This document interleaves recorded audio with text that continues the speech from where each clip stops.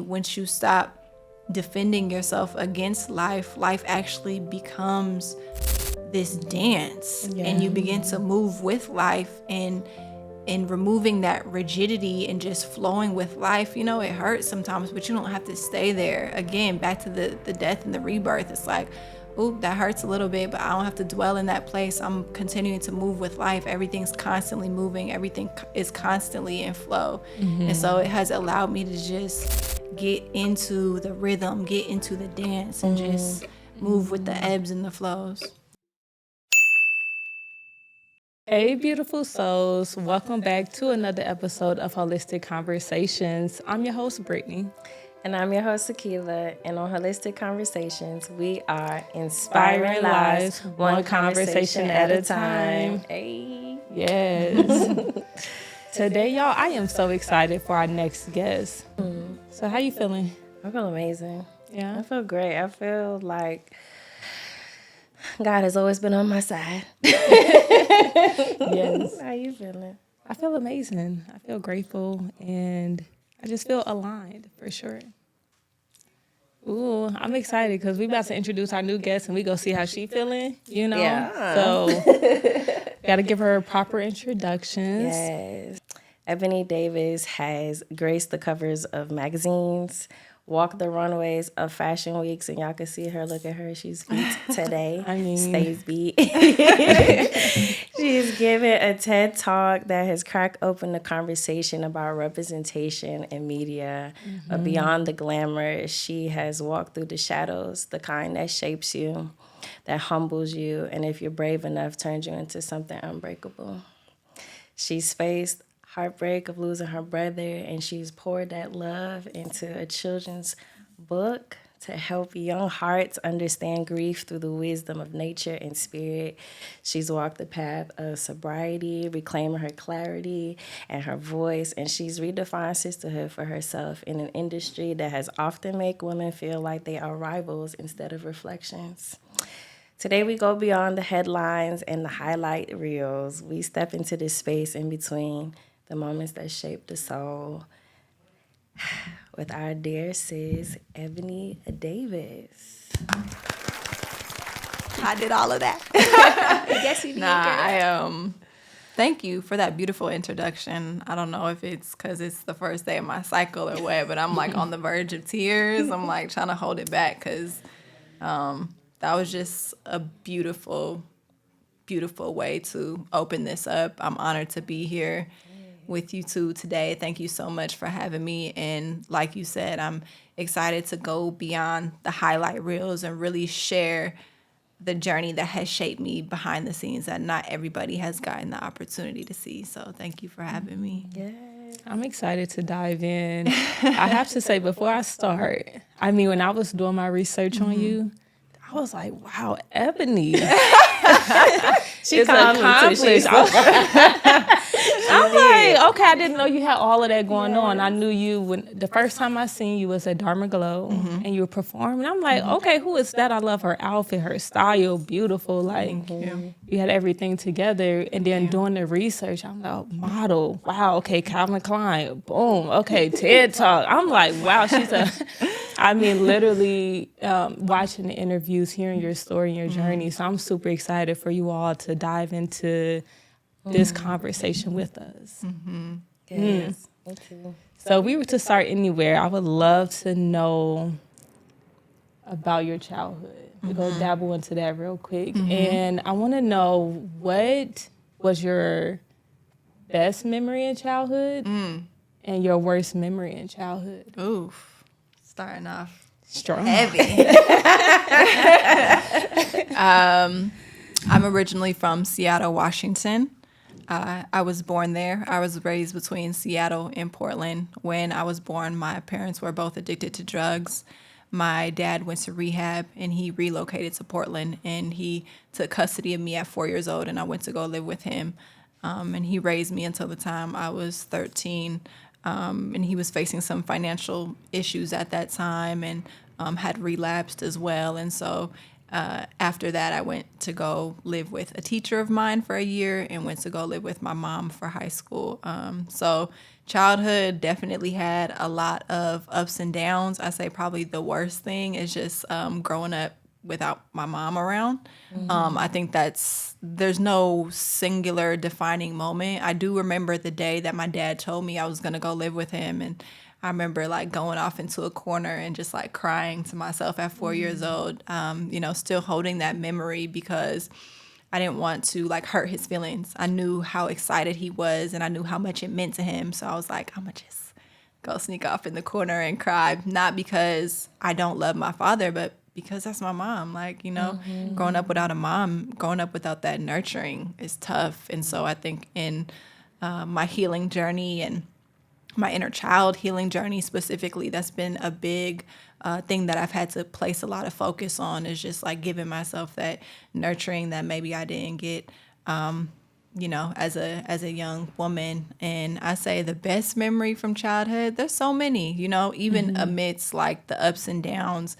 I can say that my dad was there. The first thing that comes to mind is just like, I went to an arts-based middle school. And so we did like dance instead of PE.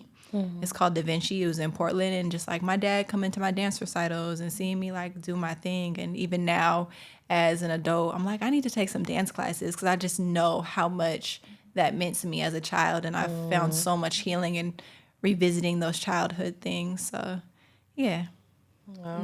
I love that. Thank you for sharing. Yes. And I think one of the things that I resonated with is growing up without your mother. I grew up without my mother as well.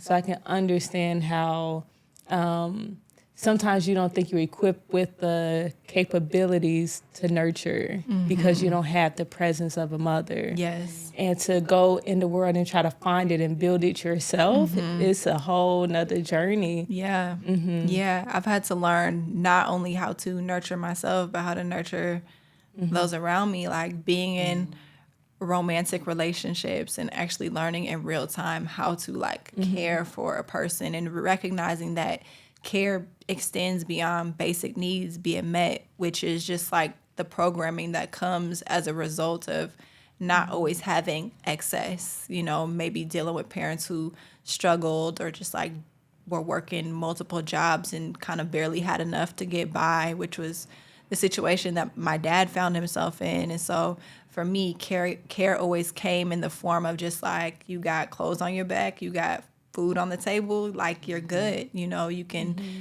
can take the bus to school, you can let yourself back in after school. Like to him, it's like his job. He's doing his job. And I know that he was there for me as much as he could be. Like I said, he was at my dance recitals and stuff, but there was still a deficit when it came to that emotional nurturing. And because I was raised by a single father, he was a little withdrawn in showing affection because he never wanted me to get the wrong impression about how he interacted with me, which I appreciate so much because so many women, from men that they trust are violated, fathers, uncles, whatever the case may be. Instead of being violated, I kind of had the opposite effect, where it's like I just didn't have any emotional support growing up. And so giving that to other people then has been such a journey. Being a dog mom has taught me a lot too, my puppy Tyrone, because I recognize in him that I can't just give him water and give him food and leave him in his crate or leave him to his own will. He needs snuggles, he needs love, he needs to cuddle, he needs affection, not as an extra, but as a base need, as a core need. And he has reflected back to me that those are my core needs as well. I just haven't had the space to express them and have them met, or I had not. I feel like now I'm in a place where I am able to receive that because I'm able to ask for it and recognize it within myself. So It's powerful. Yes. So you mentioned that you went to live with your mom probably about 14, high school. Yeah, right? I was about 14. And that's usually the age where we're not even fooling with our moms, right? Right. We're trying to like rebel and find our own selves. So how was that experience for you, like being with your mom? Do you feel like you received that nurturance that you was looking for? Or like what was the relationship like? Yeah, so up until then, I had like seen my mom and my sisters during like summers and like every other holiday. Like I might go for Thanksgiving one year and then like Christmas the next year, kind of like that. And so to me, my mom always represented like fun, joy, play, bliss, and going to live with her was absolutely not that. I didn't know it at the time, but my mom was still struggling with her addiction. She had relapsed just before I came to live with her. And so that was a very turbulent time for me. It was also following the year that I had spent living with my teacher. I lived with my teacher because, like I said, I attended an arts-based middle school. I was there for 6th and 7th grade up until the point where my dad couldn't afford the mortgage and lost his home. And I wanted to stay for 8th grade because it was really shaping me into the artist, the creative, the writer, all of the things that I bring forth today. And she graciously opened up her doors and allowed me to stay with her. And that really, it provided a container for me to deep dive into, again, the writing and the creativity, and having this person who I was living with be able to guide and shape that.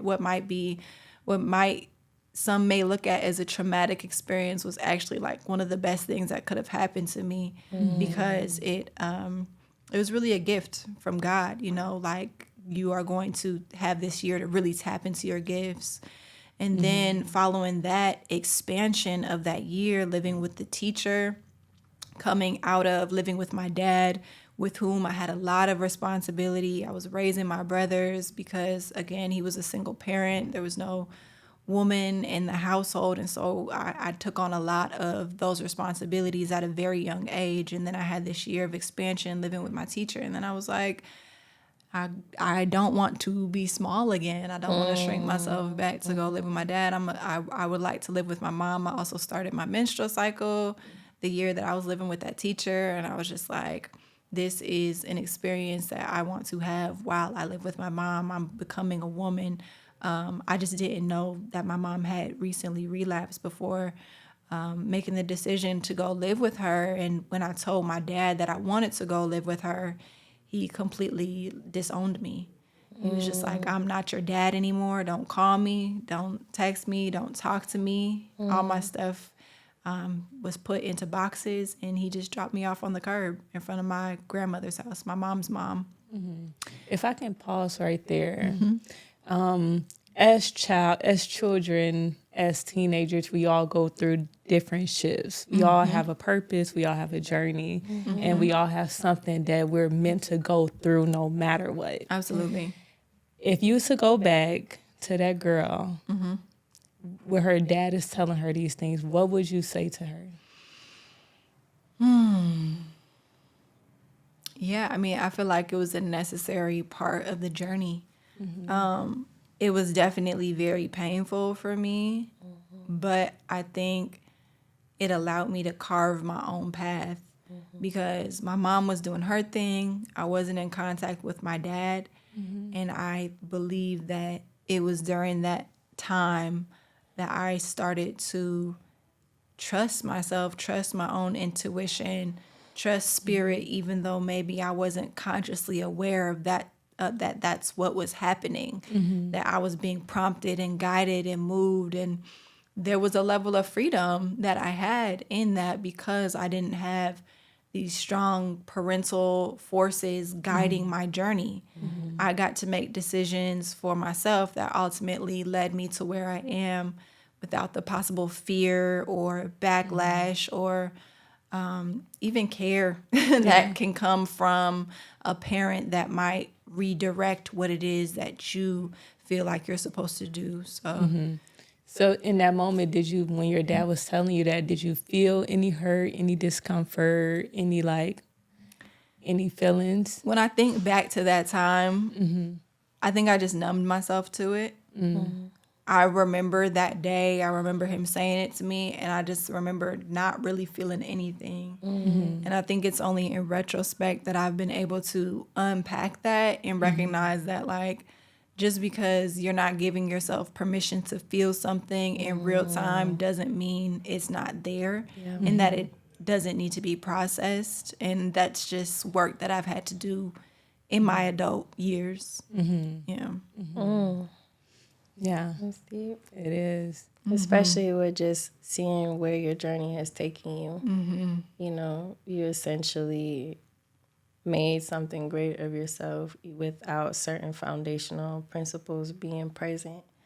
You know, I even just think back, like in this moment, I'm having this flash of when Londrell and Lizzie did their release party, Yeah. and you came and you did a prayer, and you were honoring the Father in that moment, and it just made me think of like how sometimes when we don't have our parents present, how the lean on the divine becomes so crucially and critically important. Yes. You know, it's like I may not have had my parental father, like earthly father here, but I always had my heavenly Father. And when that relationship comes together, it really can like shape you, change you, morph you. So I would just want to know, like, how did you come into having faith and moving towards your spirituality when, you know, somebody, like how you said, somebody say what you went through was traumatic. Like, how did you not break under that level of pressure and still found like joy and love and faith in something higher than yourself? Yeah. I mean, at the time, I think my coping mechanism was to just kind of like numb myself and get through it. And I feel like that joy and that love and that bliss are things that I'm coming into now. Right now. You know, at my big age, I'm like, oh, I feel good again. Like I'm waking up without anxiety. I'm waking up feeling happy. I'm waking up at peace. And it's taken a long time to get here. But as far as finding faith goes, I was in and out of the church growing up, Baptist Christian church, and I always loved it. And I found refuge in it. And at the time when my dad was going through his relapse, there was a lady from the church who would pick up me and my brothers, and I would get them ready for church, and we would still just go to church even though my dad might be, you know, locked in his room with a beer can or whatever the case may be. And so for me, God has always been my source and my refuge. And there was even this message that I remember the pastor giving. I couldn't have been more than 11, 12 years old when I heard this. I was in middle school at the time, but it was this message of being refined through fire. And it just always stuck with me, the alchemy that gold goes through in order to become the pure substance that it is. I remember hearing that at 11 or 12 years old and just never forgetting it. And I feel like that has been my life. It's just over and over, the phoenix in the fire, like rebirth after rebirth. My grandmothers were also both Buddhists growing up. Okay. Both my dad's That's mom different. and my mom's mom is very different. And I think it gave me this sense that I had enough autonomy to decide how I wanted to connect with God, because I saw different religions growing up. I saw, you know, I went to the Buddhist temple and chanted Nam-myoho Renge-kyo, and I could feel the spirit in that too, just as much as I felt the spirit of going to the Baptist church and, you know, praying to Jesus. It's like it all, I felt the truth in all of it, and I understood that all of those things were just vehicles to higher consciousness and to love and to recognizing the oneness and interconnectedness of all beings. And so for me, my relationship with God has never taken the shape of a singular religion or way of worship. And I think that's why my path has been so expansive, and I've been able to have these profound encounters with God because I'm not limiting the ways that I find or perceive God. I love that. Yeah. I mean, what you're saying is deeply aligned with where I am right now. And just my journey. Everyone is on a journey. Yes. And in college, I read The Alchemist. Yes. Oh, so And I'm like, yo, this is a really good book. Yeah. But I've reread it. Something came to me like, okay, open it back up. So I'm on YouTube. It's an audio book. I'm just playing it while I'm in a car. and I'm pausing. I keep pausing. I'm like, yo, this is so good. There's like gems. Like hitting different. There's a gem in a sentence where he's talking about having to hold his jacket. And I was like, wow, I had to really pause and like let that resonate. But one of the biggest things I took away from reading The Alchemist again was this whole world of alchemy. And when I started going deep into that research, I'm like, oh my gosh, I'm unlocking more tools in the spiritual world that's in this unseen. I know what we have to work with in the world in the physical, but now the spiritual world is making just as much sense when I piece all of these astrology, the alchemy, and they're all like, you know, coming together. Right. So, I mean, if any of you are out there, you're on a journey, and like, I wanna read a book that's inspiring. Yes. The Alchemist. And pause. Take your time. You know, like for process real, and digest. Process it, digest it, and really embrace it, because it just, I mean, it's literally so many life lessons in there. And also, if you want to take it a step further, go to chat and pull up your natal chart, and then ask them to break down your alchemy. I'm telling you. Okay. Come on. I never heard of that one. That's nice. It's good. That one It is in that prompt. We just read that prompt. And I tell you, just it's like it breaks it down more to this degree of what's happening on a daily basis on Earth. What planets are shifting, and how are these things aligned with your chart? Okay. And it goes deeper, because every point of it's like, oh, it all makes sense. Like, it just reconfirms that I am on my divine journey, in my divine timing, and everything is like, okay, let me chill out. It's all working out. So, yeah. So if anyone need another confirmation that your life is on the right path, do those things as suggested. For sure. Yes. I love that. Ooh, so I'm just, that right there makes me so excited. Yeah, no, how do you feel about alchemy? And also then, you know, it's tied to, it's the Islamic religion. So now I'm like, okay, let me take a little dab into that, because as like you, I connect all the pieces. I did Buddhism, I know about Christianity, I know about India, you know, and bridging them all together, they do have the fundamental same principles. Yeah, so. Exactly. Yeah, Alchemist is definitely one of the books that I read early on that started to shape my consciousness. The Power of Now. I don't know if you've read that one. That one's really good. And then The Four Agreements. These are like fundamentals. Like if you start in your spiritual journey and you want some good fundamentals, those 3 books I say are a great place to start. I think The Alchemist really points to this idea of, like you said, being on a divine journey, seeing the omens, and then ultimately understanding that it's all within. Four Agreements allows you to just break free of a lot of the programming and a lot of the beliefs, the false beliefs that we hold about ourselves and others that determine how we see the world. And then The Power of Now really addresses how we hold on to emotion and how it gets stored in the body and can really prevent us from seeing the world through a clear lens. You know, we see it through the lens of trauma. But yeah, like I said, alchemy is a huge part of my life, you know, being able to take what hurts and turn it into something powerful. This book is alchemy. This is the result of me taking the emotion of grief and deciding that instead of allowing it to sit in my body and corrupt who I am, corrupt my perspective and my point of view and how I see the world, I'm going to turn it into something beautiful and become a teacher so others, especially young people, can learn how to process grief and maybe equip them with the tools that I didn't have or that others don't currently have to be able to experience this, because it's something we're all going to experience, and being able to move through it with grace and understanding is so important. And also just being able to have perspective, like we are really eternal beings. There's no such thing as death. And maybe that's just like my Scorpio.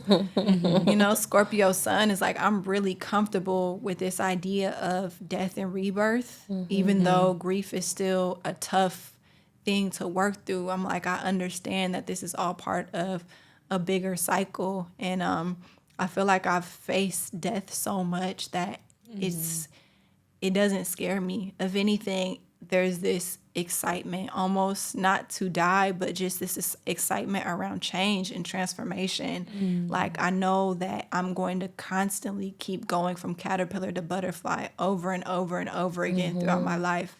That's the alchemy. That's the alchemical process. Is that transformation and that refinement over and over and over. And I've just been willing to submit myself to that, because I recognize that it's the resistance to that which causes us to suffer more than anything, because the only thing consistent in life is change. Sure is. Come on. I resonate with that so much because, man,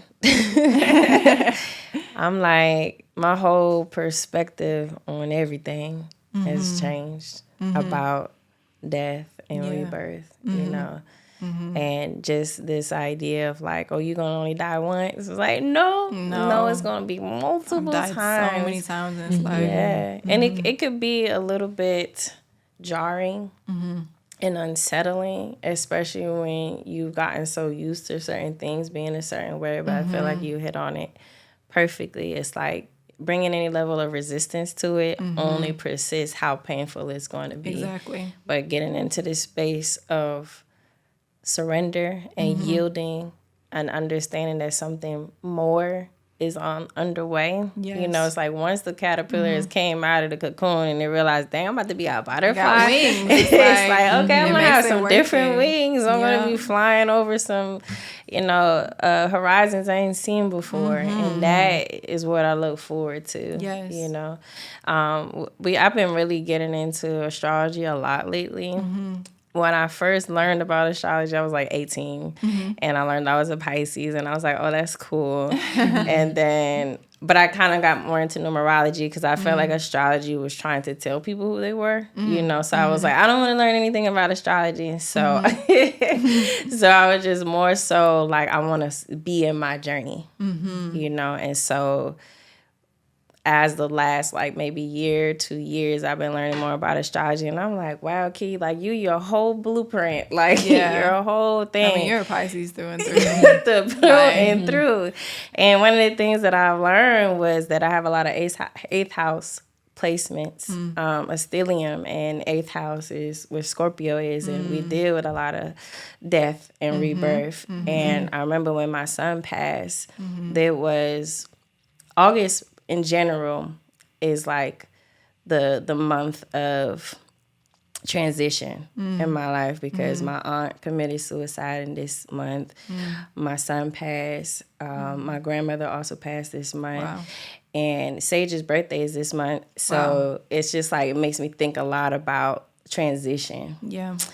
And I just been so shaped by the fire of death in magnificent ways, but also very humbling ways. Yes. You know? And it is deepened my connection to humanity and deepen my connection to spirit. Yeah. Especially when Sage passed, I was like, I never felt so human in my life. Yeah. You know, I was like, oh my God, I am human. The whole time I was like, I'm not from here. Right. Y'all earthlings and not me. I'm from some other cosmic seed. And then I was like, whoa. Yeah. I feel humanity. And I think, you know, especially like a lot of the stuff that you have created, from your poetry to the art to your nonprofit to your book, it's like I could tell that you feel humanity through the steps that you have taken, you know, and through the stuff that you have birthed from what you have felt. And I think that that's such powerful alchemy and such powerful transmutation, because I feel like that's also the steps that I've taken in my life. It's like everything that has tried to break me, I've learned to birth something more beautiful from it. Yeah. You know, and I just see the need, you know, the need of it being out there. So I just say that to say thank you for choosing to be an alchemist in this lifetime, because many people are benefiting from it. And I know anybody that's out there listening, you know, I've been a counselor for many years, and I know stories of people who grew up in homes with addiction, who have had to deal with grief. And I know somebody's just being inspired right now to know, like, dang, Ebonee Davis, she was on the magazine, she was on TED Talk, you know, she got her own book, she doing retreats, and she went through that. Like, I could do anything, you know, being your own hero right now. So I'm proud of you, sis, for sure. Thank you. Yeah. I received that. Thank you. And, you know, I always try to just put it in context. Like, if I got to be the first, I'm not the first, but, you know, if I have to be the one to walk through the fire so that I can reach back and grab somebody else and let them know how to do it so that they don't get burned up in it, then I'll be the one to do it, you know, because as much as life is hard, I know I'm strong. Yes. You know? And I've faced death so many times that I know I can't be broken. Like, I know it. I know for a fact that I have gone through enough, and I've carried enough weight, and I've lifted enough off of me. Put your reps in. I've put my reps in, and I am spiritually so strong. Yes. And so if I have to be the one to go through, You like bring it and I'm on. like, well, I'm not like bring it on, but I'm like, okay, spirit, challenge accepted. Okay. Don't bring it on. Don't add Bring no it on. extra. Don't add no extra now. But if this is the way it has to be, then I accept it. If this is what I signed up for before I got here, this is a soul contract, I accept it. I'm going to live up to it. We're going to follow through with what we signed up for. So, Yes. Yeah. Wow. I think it's always those moments when we're having this holistic conversation that we all find the same synergy, where there's this constant cycle of death and rebirth in all of our charts, you know? And I would say for me, the earliest death was my mother when I was like 9 months years old. And then, you know, I've dealt with that through denial, fantasy, right? I'm like, oh, she just didn't want to be with us. So still just thinking she's in this world gave me, it didn't allow me to numb myself, but it just gave me this hopeful, dreamy feeling. But as life continued through like my 20s, it started hitting me more like, wow, okay, I got daughters. I don't really know what I'm doing. Even though my stepmother was in my life, we didn't have the best relationship. But the role of like just nurturing, at the end, I realized it's all in me. Yeah. Like that's really my essence. That's who I am. And it's just literally because who I am. When I look back at my chart, it's Cancer placement. Okay, Pisces energy. Like it's in me, you know? literally the home. You are the home. Yes. So grief is something that, like you say, it's inevitable. And I have a question for the group. Okay. What's the most surprising gift grief has given you? Joy. I mean, yeah, I feel like it gave me the capacity to feel, period. Like I said, up until maybe a few years ago, I was like numb, you know, and grief cracked me open. And because I felt all that rage, all that anger, all that sadness, it also increased my capacity to feel bliss, to feel joy. And I didn't realize how much I wasn't feeling until I got the opportunity to experience the shadow. I didn't know how much of the light I was missing out on. So that was a gift for sure. Yeah. You stepped outside. I did. Like I stepped outside of the shell of myself that I was living in as a defense mechanism because I could no longer defend myself. Once the grief hit, it was like, this isn't something that I can just numb myself to. I have to just allow myself to feel it. I have to surrender to it. Yeah. And in surrendering to it, I increased my capacity to just feel. And I was like, oh, it's funny once you stop defending yourself against life, life actually becomes this dance, and you begin to move with life, and in removing that rigidity and just flowing with life. You know, it hurts sometimes, but you don't have to stay there. Again, back to the death and the rebirth. It's like, ooh, that hurts a little bit, but I don't have to dwell in that place. I'm continuing to move with life. Everything's constantly moving. Everything is constantly in flow. And so it has allowed me to just get into the rhythm, get into the dance, and just move with the ebbs and the flows. Yeah. Wow. Powerful. I mean, honestly, I'm going to have to say it made me step outside too. In a very, man, in so many different ways. I feel like some of the deaths that I have experienced have been shock deaths, where it's like you're not expecting it, and it's not like somebody's sick and you have time to, you know, talk to them and stuff like that. And so I feel like when you go through deaths like that, it just shocks your whole system. And I feel like going through that was like somebody put a defibrillator on my heart and had to bring me back to life. And when I brought back to life, life was like, go outside. Yeah. If I talk about my most recent passing, which was Sage, that was just last year, and Serenity, it was like, go outside. And then the gift of outside was I started meeting like my tribe. You know, I've been a homeschool mom almost 14 years and running a business the last 8 years. So there was no outside. There was focus on purpose and being a mother. And as soon as I stepped outside last July, I met Brittany, you know. I met you as well. Like, you know, and then like my team, my sisters, they have shown up for me. It's like everything that it was like for the first time, I didn't have to hold everything together. And life was giving me permission to allow myself to be helped and let people see like I need support. Prior to that, it was like I didn't even know how to ask for what I need. You know what I'm saying? I didn't even know. And it's like people even like how Malik could be like, oh, you don't be charging your phone, I'm going to charge your phone for you type thing, you know? And it's like just through that, the observation of somebody being there for me shifted my whole insides. And I'm like, oh, I'm grateful that I'm outside. You know, I'm grateful because I done really met love in deeper ways. And it's been incredible. So I would say grief has gifted me more love. Yeah. Wow. I resonate with that. I'm about to get emotional. We need some tissue.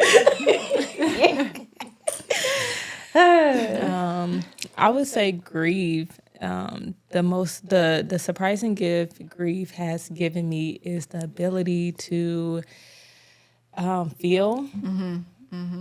Feeling showcases as love, and being able to just resonate with someone who lost someone, right? Because I know what it feels like to not have people call and check on you after a couple months. It's like, dang, everybody just forgot about me, forgot about, you know, my mother or my father. Nobody like, you know, nobody carried the energy of the ancestral like lineage of honoring the people that passed away. So I would say that's another aspect that I'm able to honor my ancestors by creating an altar suggested by my lovely friend. You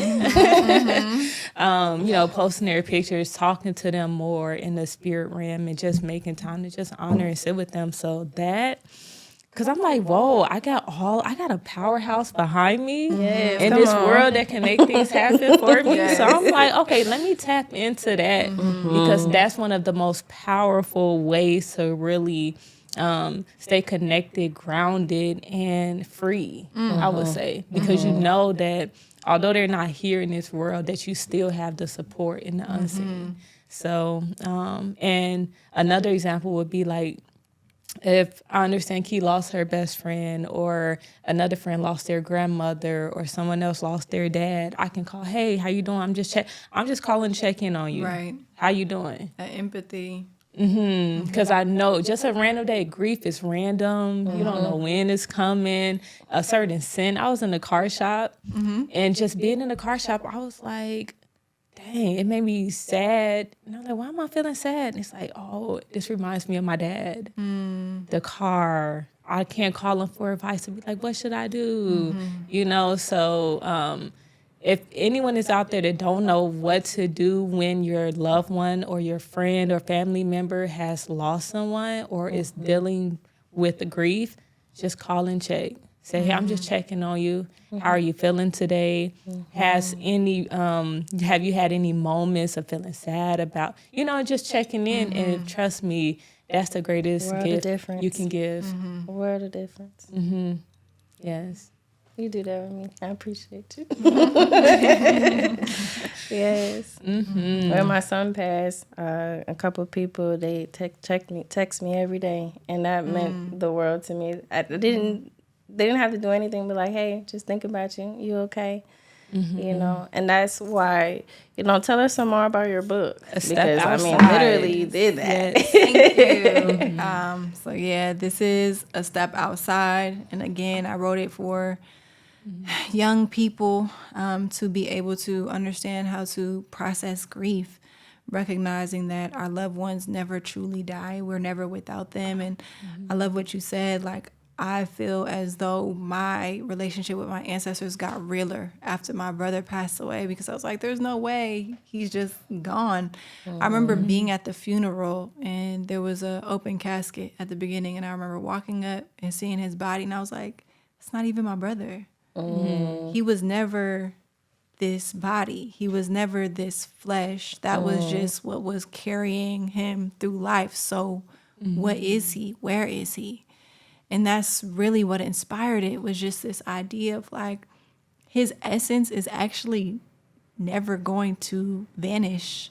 You know, who he truly is never gone. And there's always an opportunity to connect deeply with the essence of who he is. And so it's very much this idea of going outside, feeling the grass between your toes, watching the birds, watching the trees, the flowers, and understanding that all of those are expressions of the spirit of those who have crossed over, of our loved ones. And when we're still and we're in that space, we can hear them, we can talk to them, we can communicate with them. It's like the willow tree in Pocahontas, grandmother Willow. Gwen. Yeah, ooh, girl, don't make me cry. That's my jam. Ooh, it's gonna. I mean, the front cover was like deeply inspired by Pocahontas. That scene where the wind is just like blowing, because that is spirit. Yeah. You can feel those who have passed on in the spirit through nature. And I think we spend so much time inside, we spend so much time in front of screens, and we can just forget the power of what is truly connecting us. It's like we have sold real connection for the illusion of connection. Oh man. And yeah. And we have these very real things that connect us, and you know, even telepathy and clairvoyance, and just all these powerful gifts. And it just requires being able to just take a step outside, grounding yourself in nature and being present in that space, and you'll recognize how interconnected all of us truly are. So Wow. Well, I'm excited. I'm going to get it. I'll show some and of me the and my heart. illustrations. This is, by the way, no shade, this is not AI. So these are like hand painted illustrations. They're like very much hours were poured into making this, and so Beautiful. yeah, it was made with a lot of soul and a lot of love. Like it's just it's very intentionally done, very intentionally crafted, and I feel like it's not only for children, it's for adults too. The words in here were written based off the poem that I read at my brother's funeral. Actually, I took each line of the poem and it became a page in the book. So, yeah.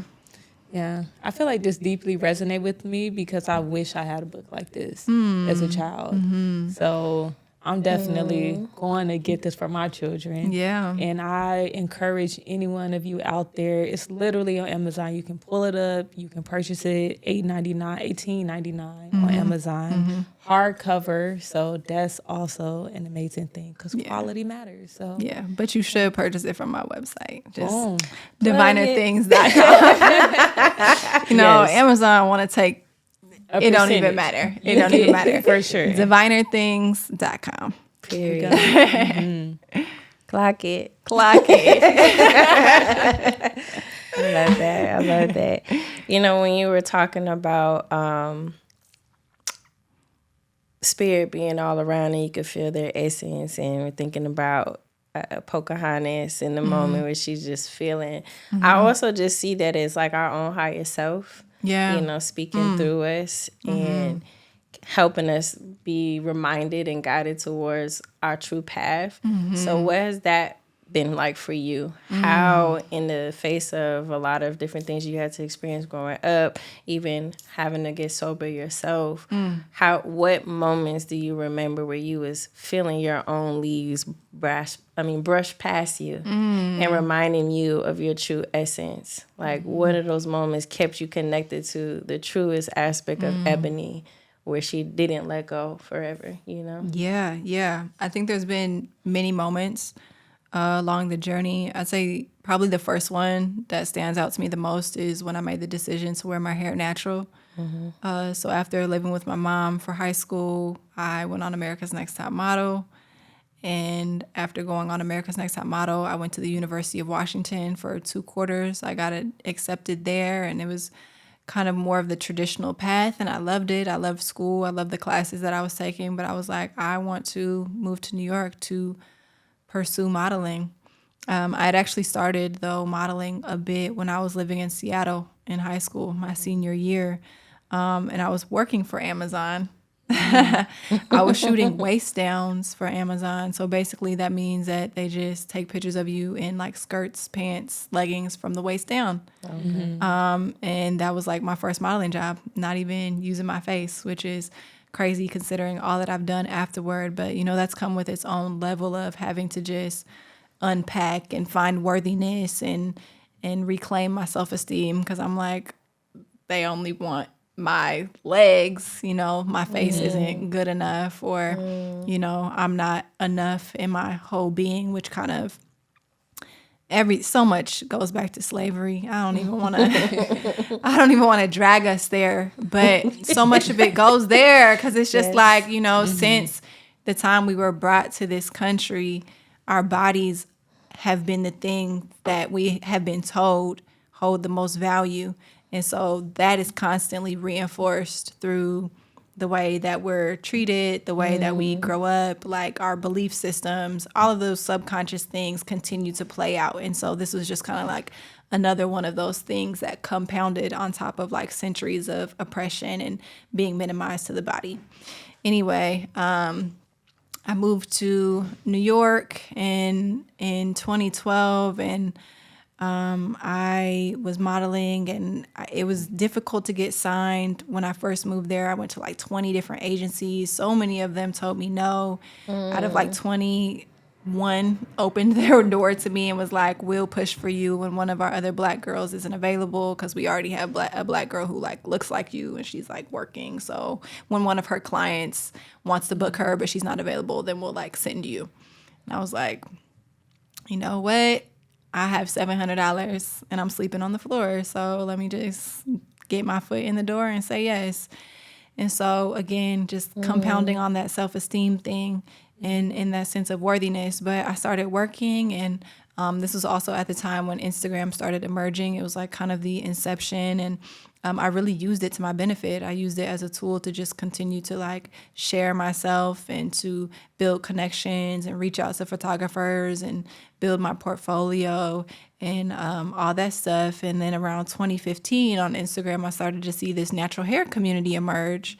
And I was like, you know, I'm getting pretty tired of like pulling up to set and having my hair burnt and having people who calling my hair nappy or like just saying, you know, just whatever, hairdressers whispering to the photographers or whispering to the, creative directors about, it's just, there's just so much that comes with being a Black model that can also perpetuate that insecurity. But I was like, you know what? This is so beautiful.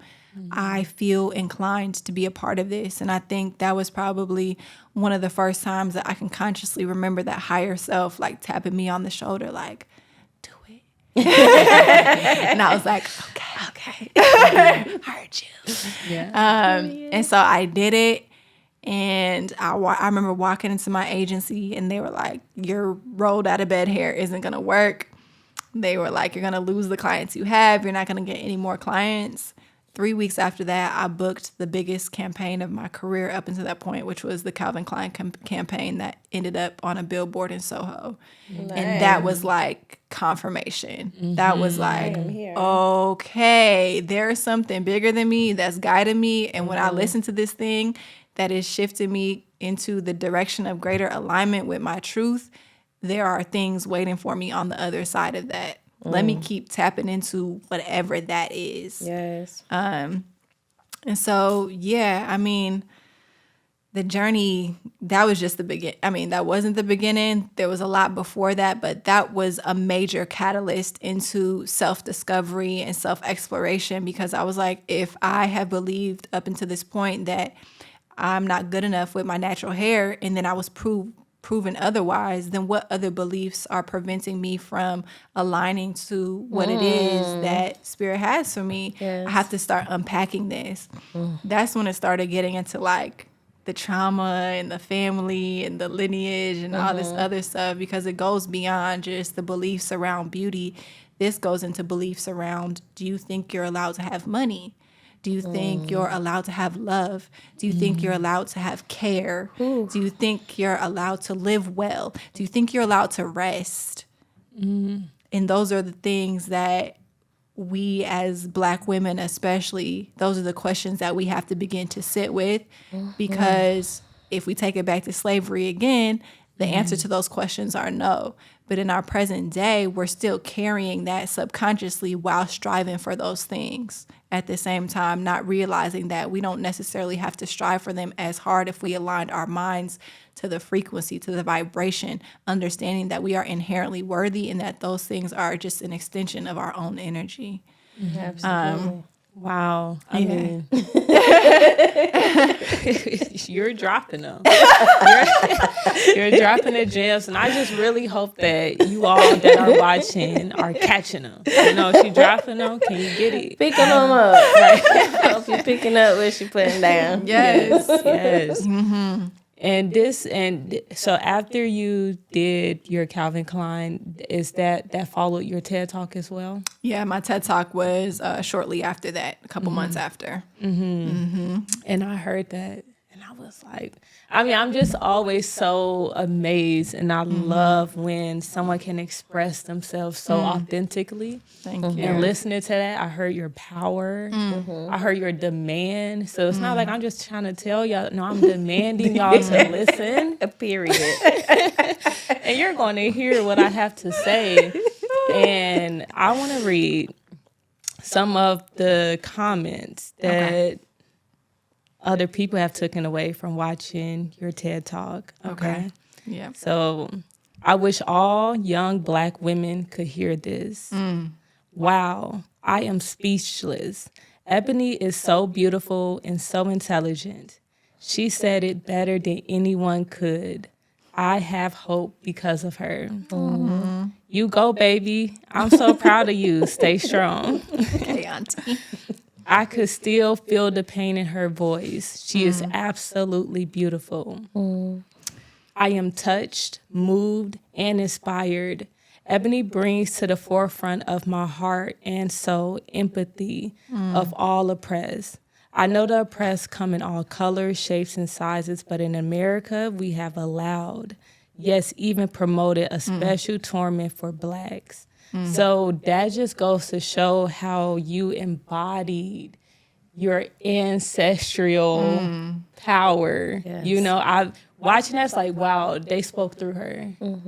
Yeah, there's Channel, definitely conduit. For sure. There's definitely something that happens in front of a microphone, even now, like there's something that happens where it's like Ebonee kind of leaves the room and there's like this other bigger thing that's like coming through. And I think my job is just to allow that to happen, even when I'm writing or I'm creating.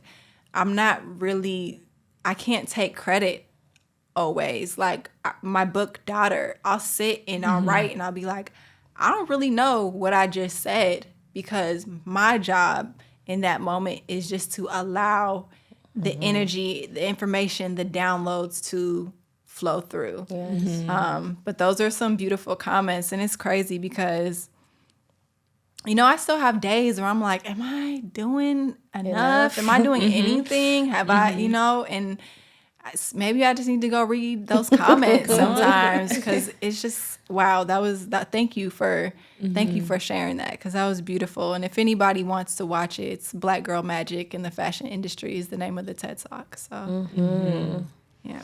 And that's, you know, that's the alchemy again too. That's what I thought as you were reading some of those comments and speaking to it. It's like I went through all of this pain in the fashion industry of makeup artists not knowing how to deal with models of color when it comes to hair, skin, all of those things. But I was able to take my own pain, my own suffering, and hopefully create space for others so that they don't have to go through the same things. And I'll say I think it's been successful. Like I look around the fashion industry now and I'm like, wow, there is so much more diversity than when I started in 2012. All sorts of people, all sorts of looks, all sorts of hair, skin tones, all of those things. I don't claim it to be my doing alone, but I know that it was a catalyst for this change. And so I can definitely say that through me, Spirit has made great shifts in that space. Shame. I love that. So as somebody that is in the public eye and has experienced people trying to shape and mold and form you, how have you learned to ground being in your authenticity with so many forces coming at you, including like your own audience, the algorithm? Right. Not the algorithm coming for me, girl. Jesus, coming for all of us. You know, it hasn't always been graceful. I'll say that. Maybe from the outside it looks that way, but internally, like, it hasn't always been graceful. There's things that I can look back on my career, my personal life, and I'm like, damn, like, I don't necessarily have regrets, because I recognize that Spirit can use anything and will use everything. Nothing goes to waste. No experience is wasted. And so I just accept it for what it is. But it hasn't always been hard to remain authentic. After living in New York for 7 years, I decided to move to LA just in the pursuit of expansion, in the pursuit of turning modeling into acting and just greater things. And I can honestly say that I lost myself in that space. Although the core of who I was always there, my connection to Spirit never left me. It was like I had to descend into complete darkness so that I could come back out into the light. Like I had to touch the bottom of myself, the deepest, darkest parts of who I was, so that I could then ascend back out into the light. And in doing that, I say now, like, selling your soul doesn't always look like being in this dimly lit room with candles and a quill pen dipped in blood. Like, selling your soul is the constant chipping away of your moral integrity. And people sell their souls all the time, not just in the entertainment industry. People sell their souls when they go to college and they sign up for sororities and fraternities and they do things against their own personal moral code so that they can be a part of something else.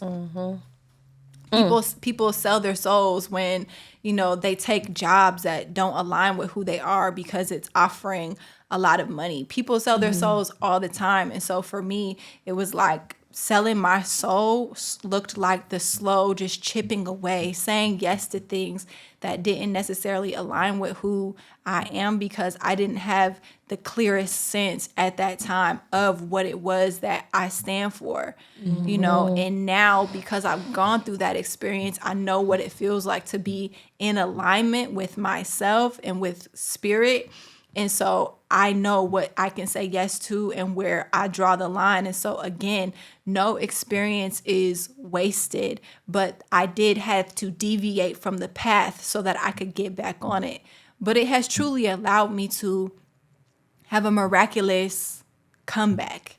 You know, maybe not a comeback in the sense of career or anything like that, which I feel like is still manifesting, you know, because I've had this incredible modeling career, and I feel like there's this other thing that's I'm just on the precipice of, as far as like my writing and filmmaking and all these other things, which will be much larger and will embody that as well. But this comeback in terms of my spirit and in terms of retrieving, like Sankofa, going back and retrieving what was lost in my lineage.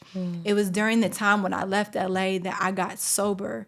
I actually sat with ayahuasca, and that is what prompted me to leave LA.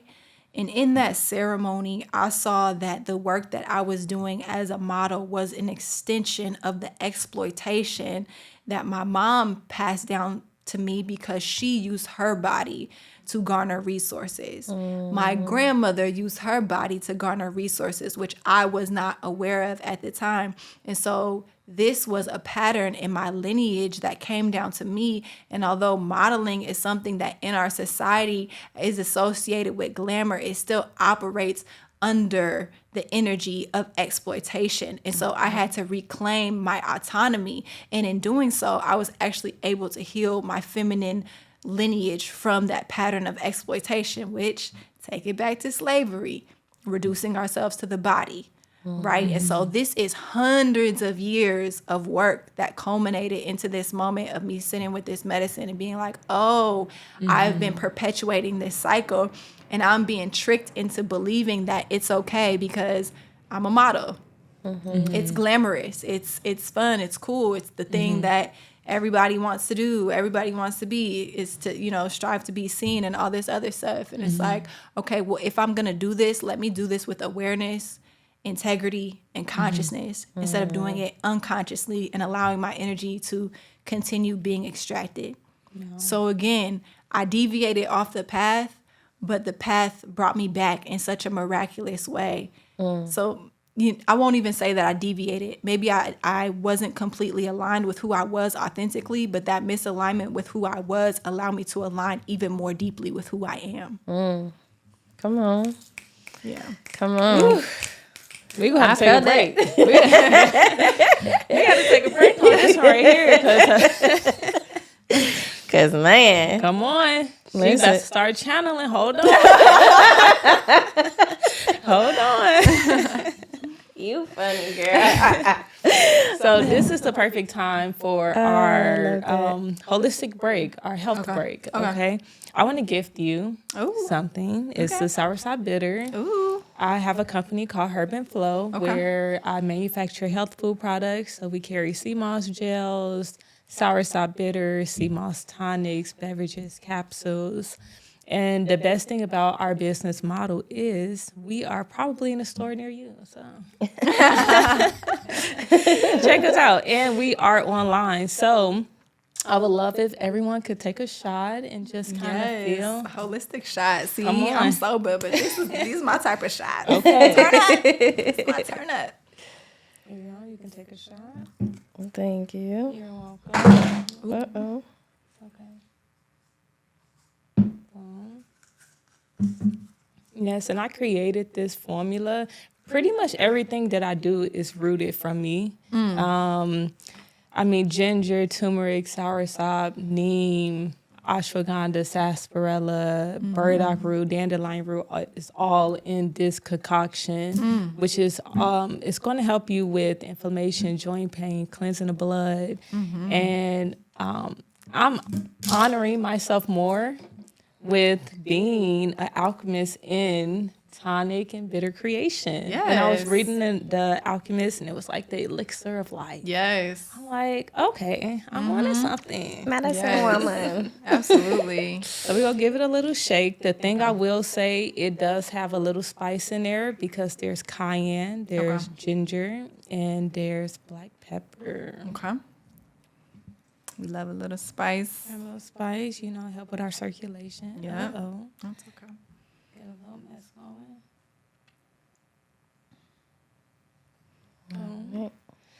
All right, so we are going to take a shot to our health, to our well-being, To our wealth, too. to our wealth. To our wealth. Come on, we're creating wealth over here. So cheers. Cheers. Ooh, okay. Okay.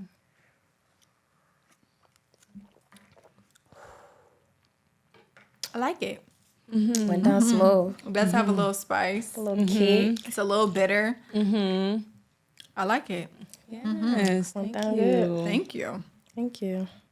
I love that. And you're gonna, as it sit with you, you're just gonna feel it, just circulating, Let it circulate. moving through me. yes.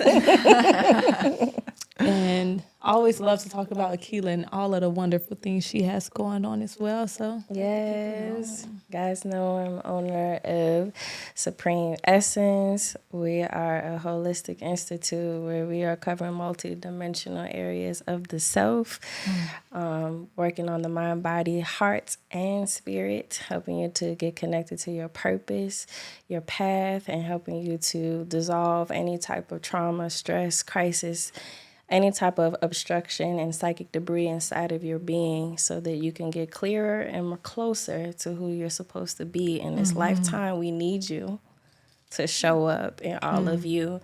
We're all depending on each other to bring our specific medicine. And so I just love to create sacred spaces for the evolution of consciousness by way of retreats, certification programs, learning through the esoteric teachings and sacred arts, as well as one-to-one coaching and events and workshops. So yes, check me out at supremeessencepfw.com and come through, come home. yes, and Ebonee, I know you talked about a step outside, but you also have other projects going on, like your podcast, your art, music artist. So let the people know exactly what you do, where they can find you, and everything. Yes.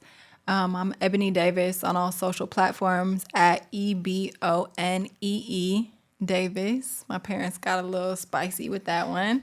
I have my book, A Step Outside, which is available on divinerthings.com. It's like the finer things, but we know that divinity is the best thing, the most luxurious thing. So it's divinerthings.com.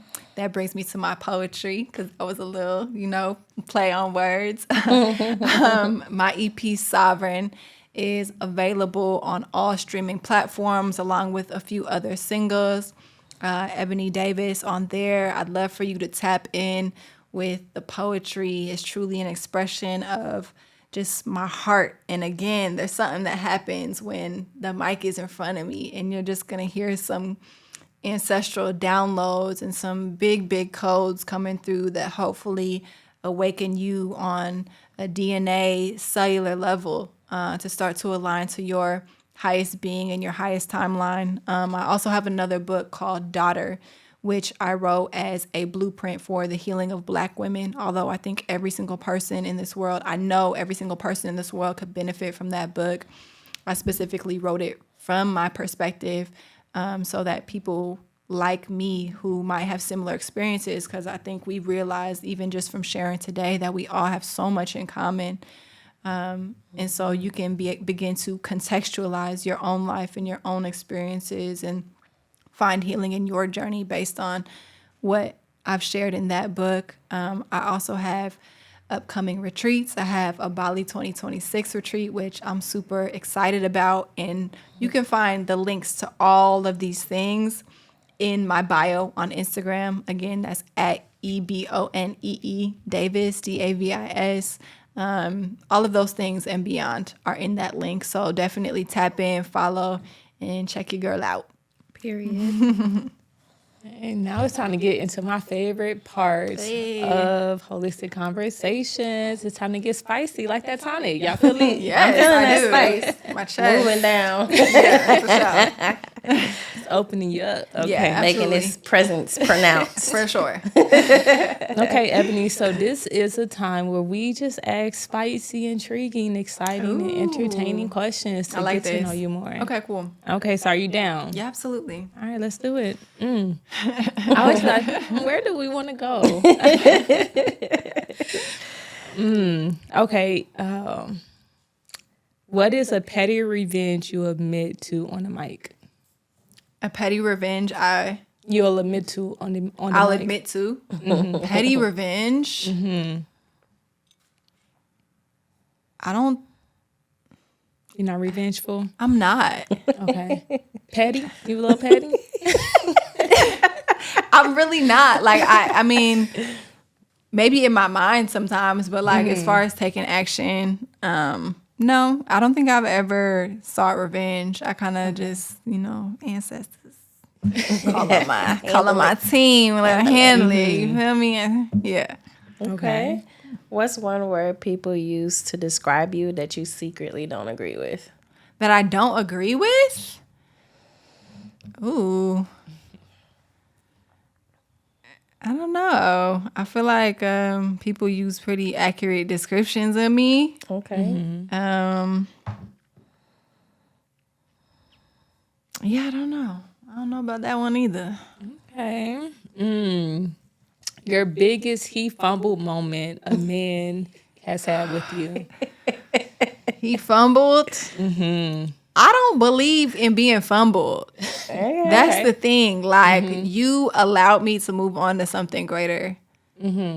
I'm in a very happy relationship. Okay. And so allowed me. Hold on, we're gonna run it back. Run it back, sis. Tell them what it is. Yes, you allowed me to move on to something not on. even greater than you, but more aligned with me. Yeah. So I'm not trying to outdo Belittle somebody. or belittle. I'm trying to align with what God has for me and what is going to allow me to embody my mission to the best of my ability. And that's what a partner is for.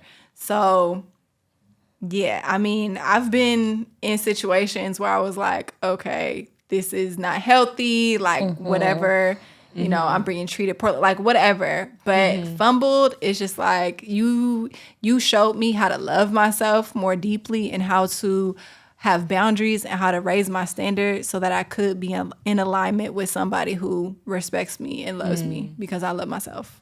Okay. We got to trick her up. It seems like she just... When did you first learn how to embrace sisterhood? Ooh. That's good. Embrace sisterhood. I think that's something grief has given me as well, similar to what you expressed. I think it put me in a position to be really vulnerable.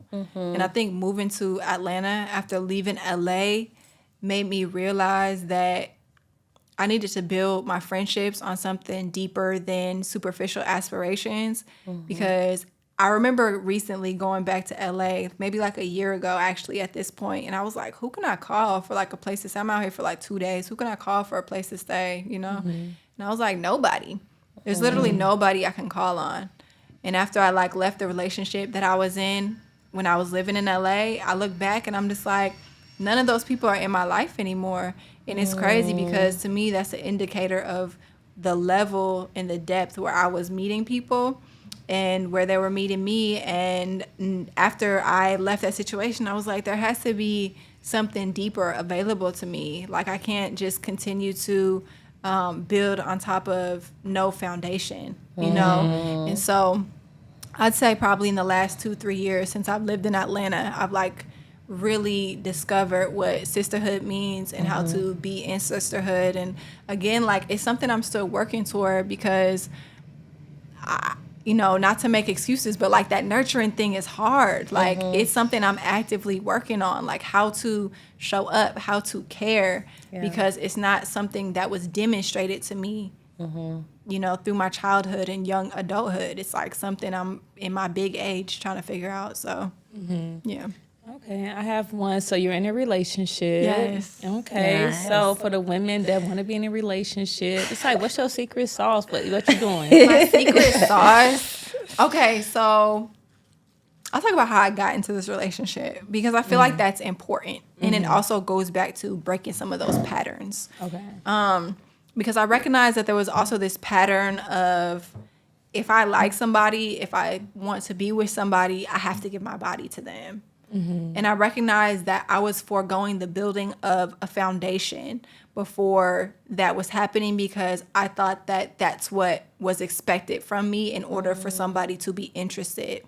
And so when I had that realization that I was truly wanting to be seen, truly wanting to be heard, truly wanting to be felt, but I was offering myself in exchange for those things, being seen and heard and felt, which wasn't even happening ultimately.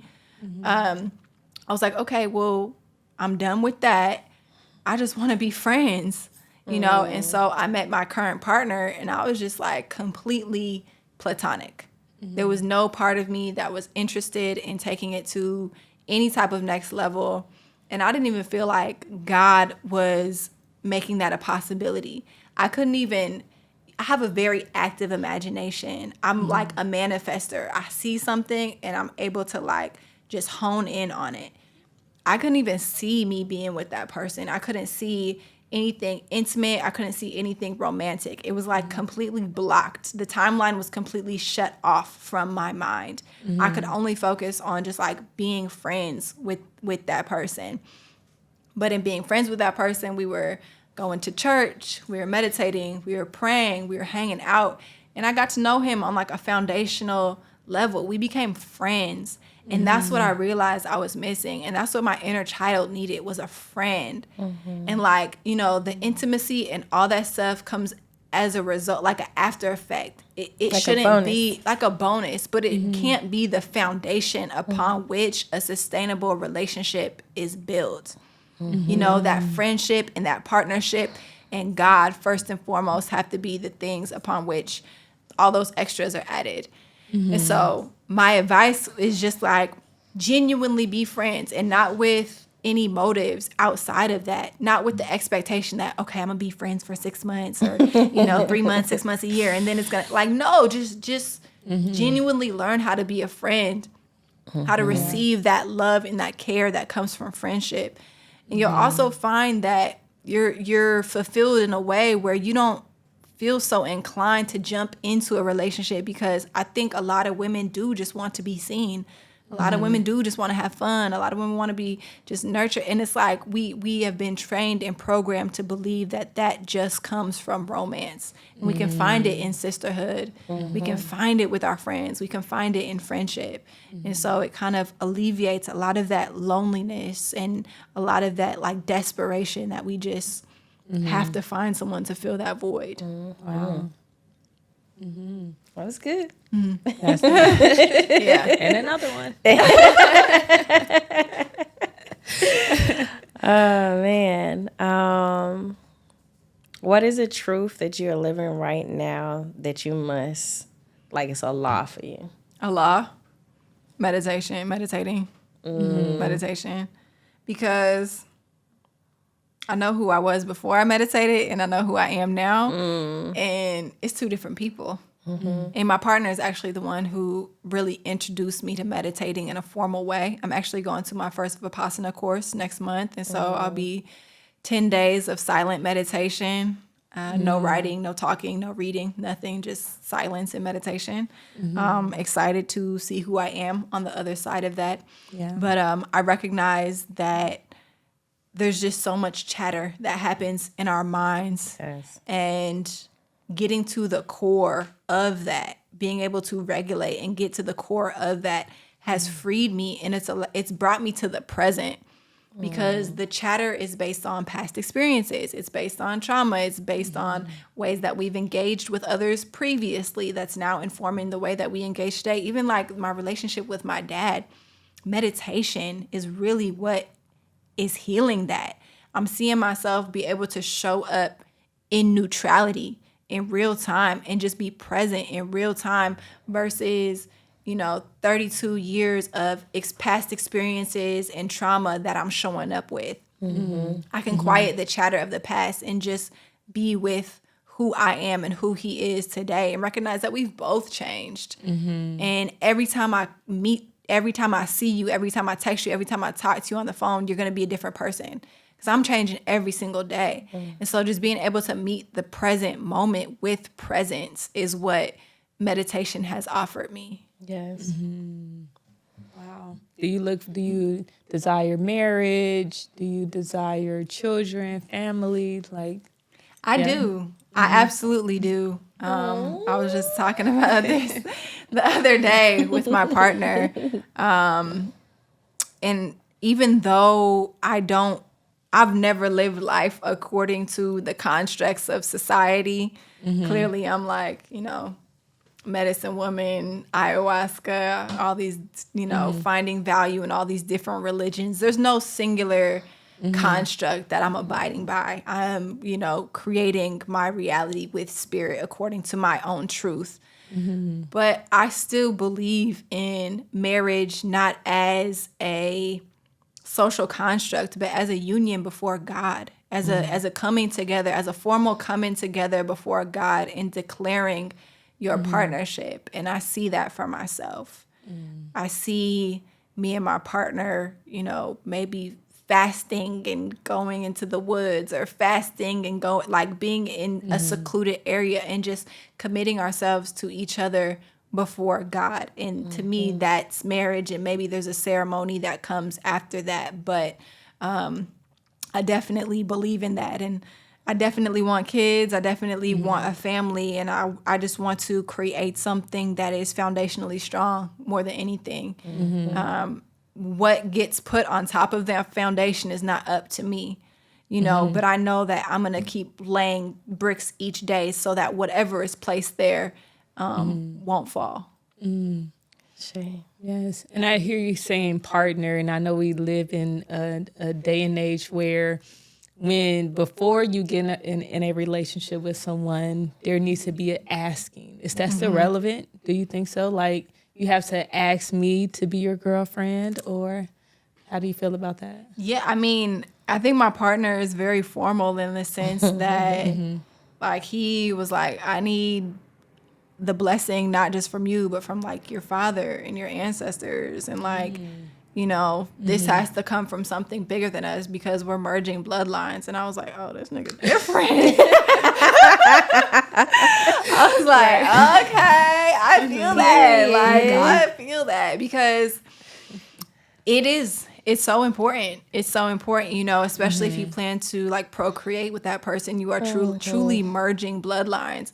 And so to have that consent from the ancestors who have sacrificed their life and worked so hard to put you in the position that you're in, you better not let somebody come up in there and just, throw you off course and undo all this work that they've done.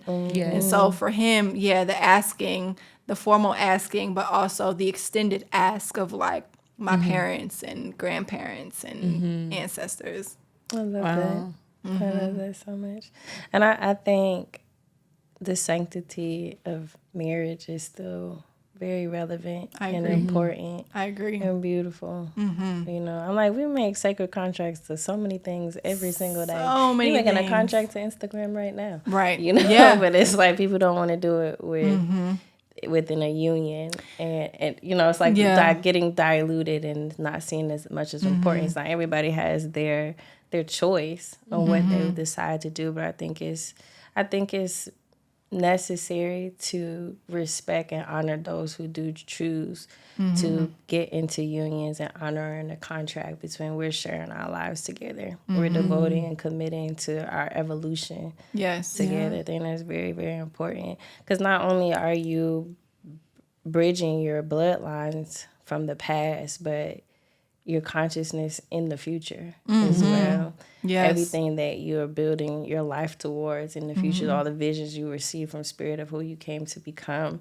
Every person you choose in your life right now matters, you know, because they're playing the building blocks to where you're going. And when you're in close proximity with somebody every single day, y'all living in the same home, y'all are intimate with one another, like they have a direct impact on absolutely what your paths are, where your steps are. They can delay, accelerate, obstruct, block, open, you know, so many different ways in which they can impact you. And so that decision is very important, you know. So when you were just talking about like the friendship, it's like necessary. I'm like, too many people are not having the right conversations. A lot of us are not having the right conversations that we need to have to make sure that we are making an informed decision when we come in to contract with one another. I mean, in any other circumstance, when you're getting into a contract, it's implied that there is work to be done.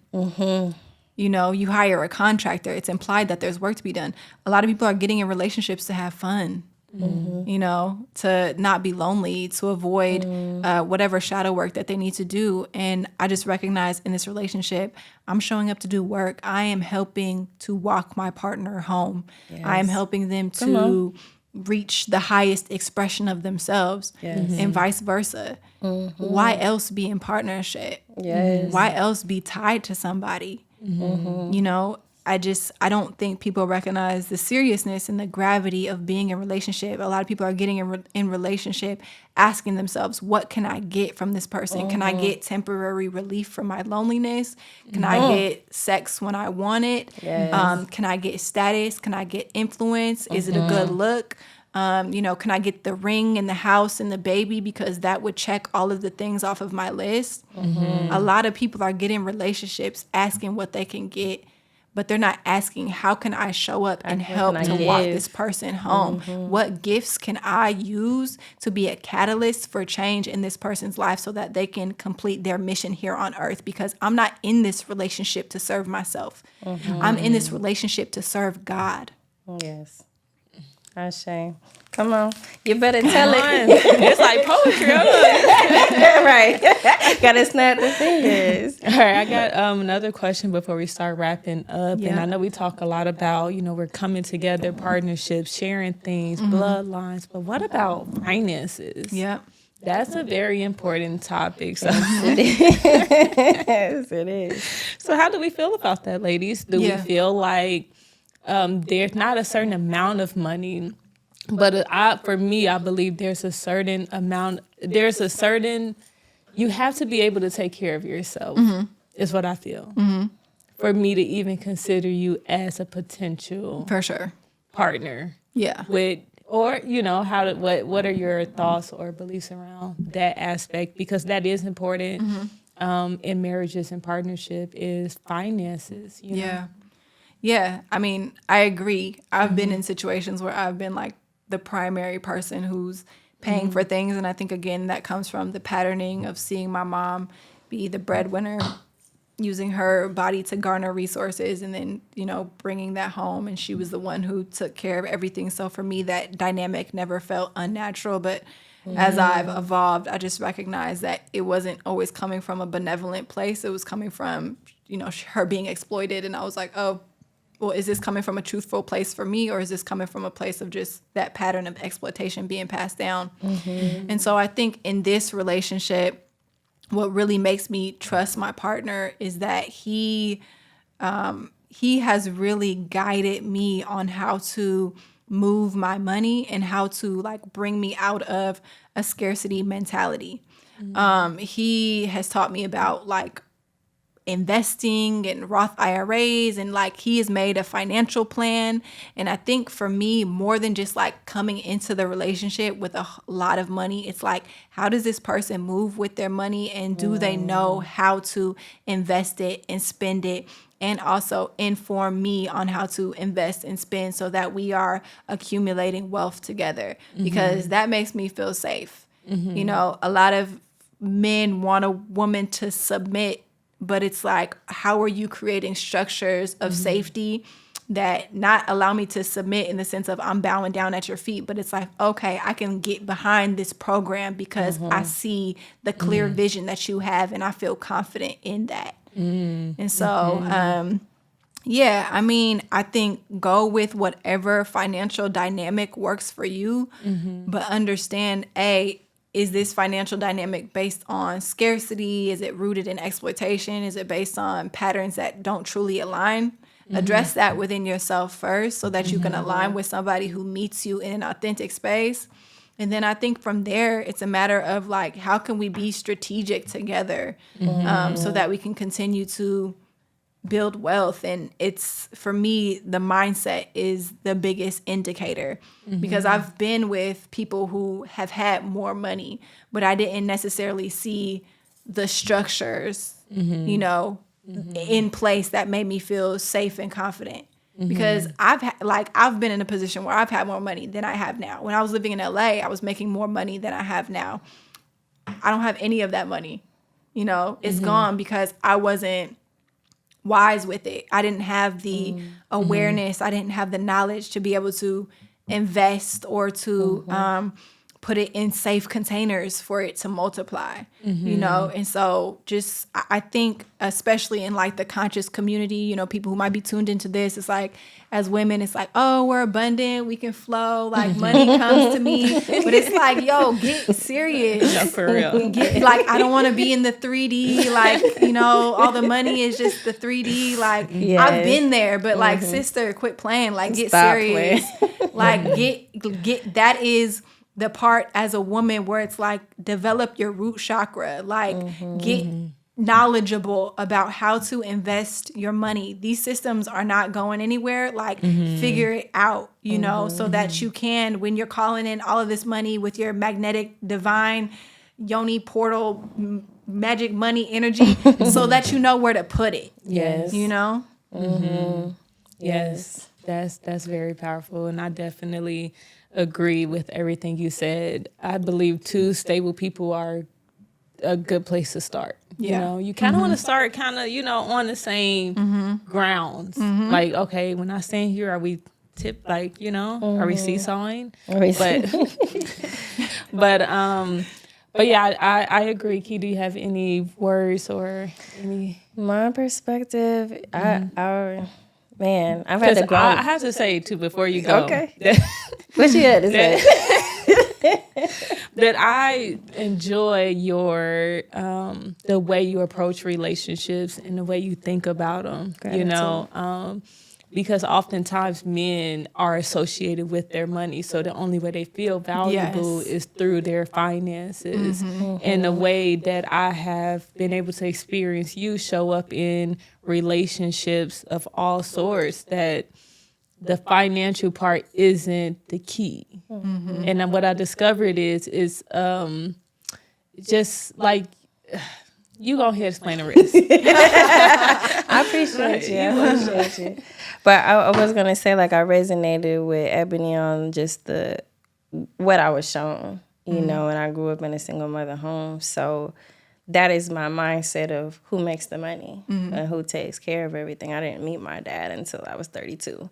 So the concept of a man taking care of things is very foreign to me, as far as like my upbringing is concerned. But the edge there is that I never looked to somebody else to take care of me. I've been very self-sufficient since I was 14 years old. I had my first job. So and that has helped me to be able to sustain and take care of myself, as well as when I'm looking for a relationship. I'm not looking for what you can spend on me or take care of me. I'm looking to see if you can meet me at my depth. I'm looking to see if I could be emotionally transparent and vulnerable with you. Can we create safe and sacred containers that I can grow in, that I can evolve in? I want to know that when I add you to my life, it amplifies the purpose that I know that I'm here to do, or does it take away? Do I feel more myself, less myself? You know, so I'm like questioning more of that, because my purpose is my currency. Right. You know, the life that I'm called here to live is the wealthiest I could ever be, is walking that step. And so my approach to relationships is like, can you add to that? Right. Because I know that as you were saying, I would add to you, Right. you know, because what was you about to say? Go ahead. Because if you can meet me in that place, the abundance will come. Exactly. We could make money, but you know that's nothing. Yeah. Money is very accessible. It wants, but to be I have had. to be in my Exactly. my authentic energy. I have to be at the depths. I have to be at the core. And if you can meet me there, then the flow will happen naturally. Exactly. And I think the portion of what you're speaking to is very important too. Like if you have a lack mindset, scarcity mindset, if you don't know how to manage your money, you're not being responsible, then those will be incongruent to where we're going, you know, especially because I'm a mom. So it's like those things matter. Yeah. So I'm more so looking for that you have your head on the right path. You're thinking towards not just right now, but what's to come. So I like how you're saying with your partner, he's like, we got to put our money into these investments, put our money into that, you know. So I appreciate partnership where we are collaborating, building wealth together, and that we're honoring each other's like walk, you know, because currency can come in many different ways, not just a dollar bill, you know, because if it did all fall down, right, and all you had to give me was money, that's never going to be enough. You know, and I've 100%. Seen as a counselor, many women stay in relationships because they can't afford to leave. And it's hard for them, you know what I'm saying, to not have their own. And you, like as you were saying, selling their souls in these relationships because you essentially being bought. And I'm not saying that if you are in a relationship and your man is the breadwinner that you are being bought all the way. But if you don't have something to sustain yourself or something in mind, because that's just not an authentic dynamic for you. It's not an authentic dynamic for me. But also I just feel like that in general, people in general. I have a hard time just being like, woman, this man, that. I'm just like, we as people, because if my husband is the breadwinner and say he passes, you know, death has shown me anything could change. You know, or he gets in an accident, can I help him? Can I make sure he's good too? Like, having some way of currency still coming in for yourself, being able to take care of yourself is like non-negotiable. You know, that's how I feel. But I just don't feel like the basis of being with somebody should be only about money. I agree. Because there's so much more deeper things to get into, you know. What's so interesting for me is my father raised me to the thing he said was make sure you have someone that can provide. So my understanding of what a man could do was associated with income to a degree, and not fully, but it did. Even when I think about like the father of my children, it was like he was able to sustain my lifestyle at this certain age where I was free. I'm like, oh, Dad, I love this. We just wake up, we do whatever we want. We, you know? And then at some point with growth and evolving, he couldn't maintain those same things because I like grew up. I want more out of life, right? And so what he's able to provide as a man shifted for me. Where I'm like, okay, yes, you can nurture me. Yes, you can fill my cup up. But I'm like, I need something more than the nurturing side, even though like that was something that I do desire in a man. I desire more of a balance, man. Like, come on, balance. It's not necessarily about how much money you make, but are you passionate about what you do? When you wake up, when I call you and you like, I'm like, how was your day? You know, same old, same. Okay. We only can go so far. Whenever I talk to Key or any of my close friends, it's something changing and evolving because we're all on this journey of trying to, you know, reach our dreams, trying to become the best person that we could be. So it's always something new and refreshing. So if you're going to the same job every single day and you don't love it, I can't really connect with you. So that's kind of how I view this whole financial piece. And I do think it is important that everyone can just at least sustain their lifestyle. Wow. How's everyone feeling? Good. I feel good. I also just like to add on to that too. Like, I know investing and all that stuff might be a lot, but like start with a budget, you know, for anybody listening, like I think that's something really valuable that my partner has introduced me to, is this idea of being on a budget, knowing what I need for rent, groceries, and all of my bills each month, putting that away separate from the rest of my money, and then just knowing without stress, without worry, that I'm taken care of for the next 6 months or like whatever it is, and that like all of my bills will be paid, all that will be, and I feel so much more abundant because I don't have that stress, and like that sense of abundance is attracting more abundance. And so if investing or any of these systems of like moving your money around just seems a little bit extreme to start, just like start with the budget, you know, and start just getting those structures in place. Yes. That's good advice. Wow. That's good advice. This was one for the books. I thoroughly enjoyed it. Yes, I me really too. did. Thank you so much, Ebonee, for coming on to Wholistic Conversations, for sharing your story, your insights, and how you process grief, how you have gone through your challenges, the fire to become the gold you are. I mean, someone just was like, what's your underlying, what's your undertone? I'm like, well, when I get in the sun, I get bronze. So, it's not from the Egyptian temples, you know? Yes. So, but yes, I'm so grateful. And for anyone out there, I hope you all took something away from today's episode. Yes. Leave it in the comments. Let us know what you thought. And yeah, Key, you can go ahead and take us out. I just affirm that everybody received the blessings that poured in today.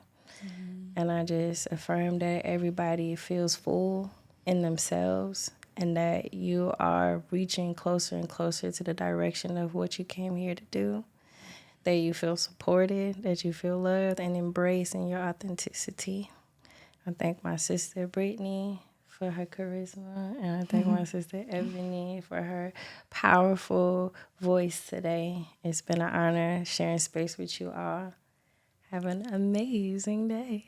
All right. See you all later. Bye.